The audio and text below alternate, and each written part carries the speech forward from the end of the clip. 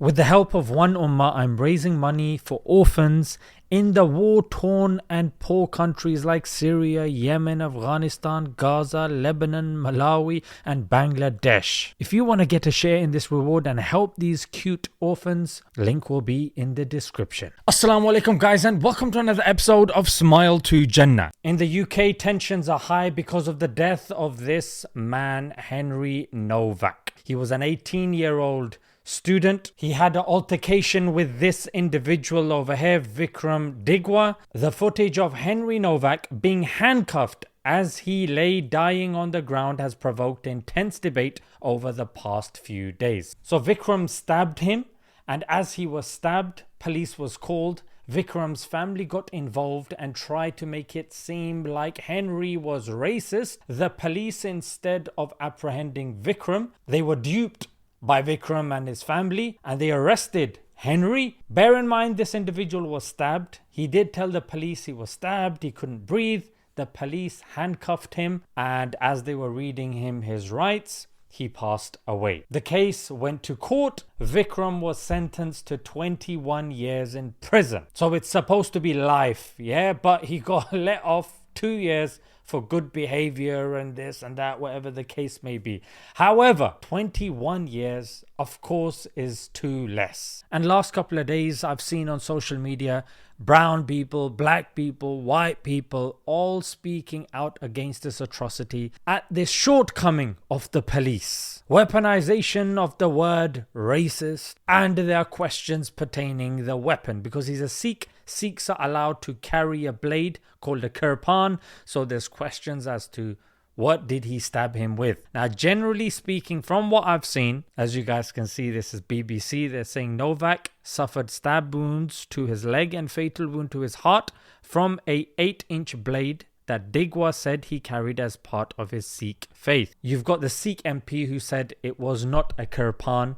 I saw another Sikh saying it's not a kirpan. But regardless, it was a blade that he told the police, according to the BBC report, that he carried as part of his Sikh faith. Here's Sky. Sky have called it a ceremonial knife that he was stabbed with. They are saying that it's a Sikh kirpan. Then, according to the government website, gov.uk, let me be clear, carrying a knife for the purposes of religious observance is one thing. Using it so tragically occurred in this case is quite another. So even the official government line is that it was a ceremonial religious knife. Whether it was a kirpan or whether it was something else, it was religious. And there are debates. Should Sikhs be allowed to carry that? But that's not a debate or discussion that I'm going to be having. All I can say is that I've never heard a Sikh stab somebody with a kirpan. But that I'll leave to them, right? So I just wanted to be precise with my language. On the back of that now, there have been riots that have been taking place in Southampton, as you guys can see. I'm just going to mute this because there is a lot of enmity and anger towards the police. But this,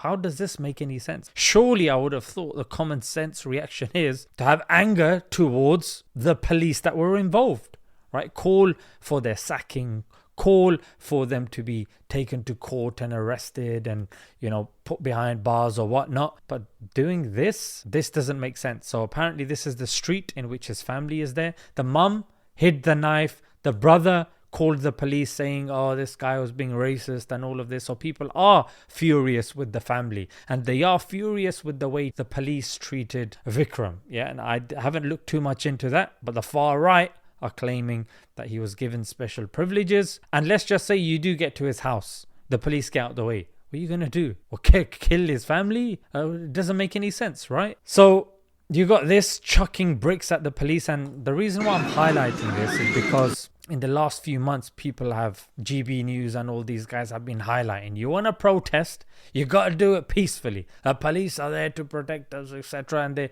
referring to the pro-Palestinian marches. If they see things being said against Jewish people, they label the whole march, right? So that's the criteria that's been said to judge a march. You see anything that the society deems to be hate speech and wrong and violence and this and that, then you can condemn it, right? Well, in that case, guys, I see a Nazi salute. Are we going to condemn the whole march now? Are we going to hear people saying that such marches should be banned? Well, we got to be consistent, right? When I did a short video, I put it out just talking about what happened to Henry, and that's it. No ifs, no buts, no comparing it to this march and that march. No, Henry's death, it was appalling the way he was treated, and frankly, if we're okay with that, then tomorrow's going to happen to us. Bottom line. In this video, I'm fleshing it out a bit more. Now coming to the people that have weaponized it, right? So you had those bricks being thrown at the police. The police are getting outnumbered now. Bins being chucked at the police. Look at that. A little bit of police brutality. I don't understand. What is this going to achieve? That's fire. It's an interesting camera shot, I want. What is that going to achieve? Chucking traffic cones, recycling bins.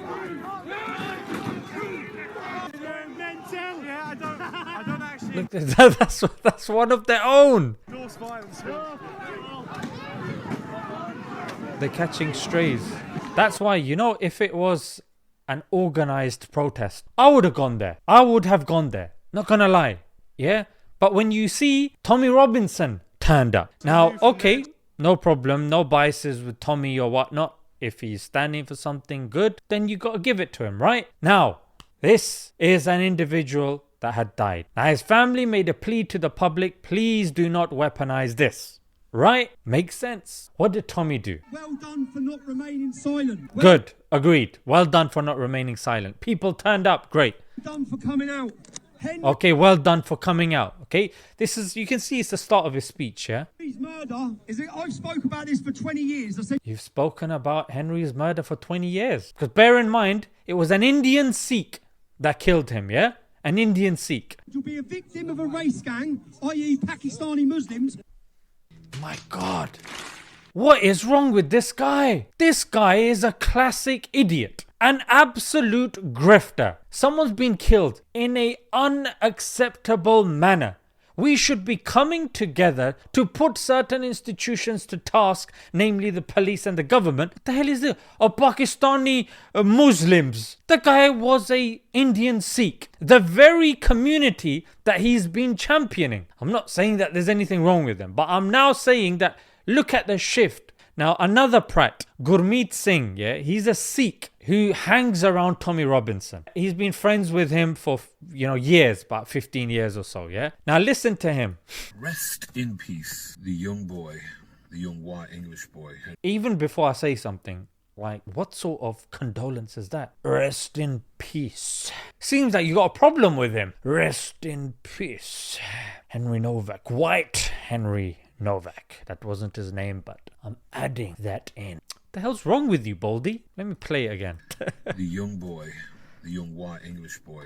Young boy, white English boy, British Polish boy. He's a British Polish boy. He's a British Polish boy. People aren't mentioning the fact that, yeah, but he's not really English, is he, mate? Yeah, he's Polish. Yeah, he's a Polish lad. Very quiet about this detail, ironically. Yeah, but from our perspective, regardless if you're Romanian or Polish or Indian or Pakistani, this happens to you, it's wrong. And that's what I'm doing right now. For days now, I've been having messages. When are you going to say something? Days, mate, he's been getting those messages. But he's always planning this. What am I going to say? Yeah, so he's put a lot of thought into this, ladies and gentlemen. I wanted to sit back and work out what's happened. I sit back and work out that Henry Novak, the white young boy, he's put a lot of thought into that, apparently. Yeah, his head's looking extremely shiny. There was an instance up in the north of England. Tell us about this incident that you're putting in this video. You put a lot of thought in, mate. Gurmeet. Where a group of Pakistani men were... My God. The Pakistanis keep catching strays, mate. Flipping heck. An Indian Sikh guy has used his ceremonial knife that has been justified as a religious thing. Now, ethno-nationalists are saying, regardless, send all of these brownies home. But these civic nationalists are trying to still, grift that, you know what, it reminds me of a time of the Pakistani Muslims. Mate, you're supposed to be speaking out for your community. Why the hell are you banging on about something else? This guy is a class A prat. I saw this as well, I wanted to mention, yeah? So Elon Musk goes, he says yes to this tweet. Someone goes, what has radicalized you? So you got Henry, who was killed. That girl that was stabbed by a person of color in the bus. Charlie Kirk, that was killed. I don't know this guy. I think burning, maybe it was Southport. But the girls that were stabbed by a Christian, ironically, to recognize, that's Donald Trump when he was shot. Yeah, a lot of people saying he was shot by Israeli services, right? And the response was yes. So if we start doing this now for Palestine, Iraq, Syria and Afghanistan, where people have been radicalized after seeing the torture and the brutality of Muslims taking place over there, would people be saying somebody as big as Elon Musk, yes, justified, you be radicalized and you do what you're doing. He would be arrested. Prevent would be knocking on his door, mate. So I go, the bottom line is becoming radical is not the answer. That's the bottom line, right? You don't justify these things. Say, yeah, we can be radicalized, because then in that same vein, you have to allow radicalism for what people have seen in Palestine. You have to allow radicalism with what the West has done in Iraq and Afghanistan. But that is not something we condone. Now listen to what James O'Brien said, yeah? Why do I see turbans on some of Tommy Robinson's marches and Sikh? This guy, yeah, Harman or whatever his name is, and you've got Gurmeet, and there's others, Bobby or whatnot, but a handful that I've come across, that I've kind of interacted with myself, holding up the Tommy far right thing, that, you know what, we'll befriend them because in case something happens, they're not going to attack our community. It didn't matter, mate. A Sikh pensioner in racially aggravated attack at Willen Hall Park. In April 2026, John Ashby was sentenced to life in prison, which is minimum 14 years, for racially and religiously aggravated rape of a Sikh woman in her 20s. And what were they shouting for 24 minutes? Islamophobic abuse. It does not matter if you're Sikh, Muslim or Hindu. You're a brownie. And that's why Islamophobia, or rather anti-Islamic violence, is linked to racism. Why? Because these guys don't care. They just look the fact that you're brown and then that's it. Quite well represented sometimes in Nigel Farage's ranks, when to an outsider possessed of oodles reserves of white privilege, it's obvious to me that just because they're going mostly after Muslims today, it doesn't mean they won't go after Sikhs tomorrow. Exactly. James O'Brien hits the nail on the head, right? No, and that incident's a perfect example about how this policy of us staying silent because they're coming for the neighbor is futile, because look how quickly it went from Muslim to Sikh.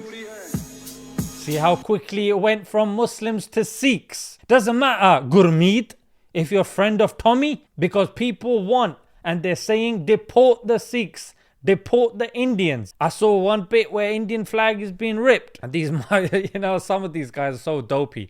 The face of Islam. Then bring in Sikhs, bring in Hindus, bring in Filipinos. So this is according to the BBC. A child is essayed every 15 minutes in India. BBC Geeta Pandey says India is home to the largest number of essayed children in the world. And let's look at this. This is from the Times of India. They say in the UK, Indians see the highest increase in offence convictions among all foreign nationals. Bottom line is, some Sikhs and some Indians, when people were against the Pakistanis, they joined in. They thought, at least it's off us, and because BJP and all of this is back home, we'll use that drama over here. What's going on now? Honestly, majority of the videos that I've seen is of Pakistani Muslims defending the Sikhs, saying, how can you blame the Sikhs for this? Doesn't make any sense. Standing up for the Sikhs. I wanted to play this This video. town will never be English again. Say that out loud. All the history of Luton Town, this is now an Islamic town. The problem is, the English town has been replaced by Islamic people. If this were a Sikh town, would you have the same problem? Okay, surely if the premise is, I don't want English people being replaced. Tommy, be consistent. Go. No. Tell me why. No. What do you say? I wouldn't have a problem. No. No. Tell me why. No, because Sikh town, would you have the same problem? I wouldn't have a problem, no. Tell me why. No, because the Sikh community integrate, assimilate, and they work very hard. After what I showed you about the Indians, let's have a look at what Tommy has said in the past. Come to our event. Wait until you see the diversity of our crowd. You'll see many Sikhs, many Hindus.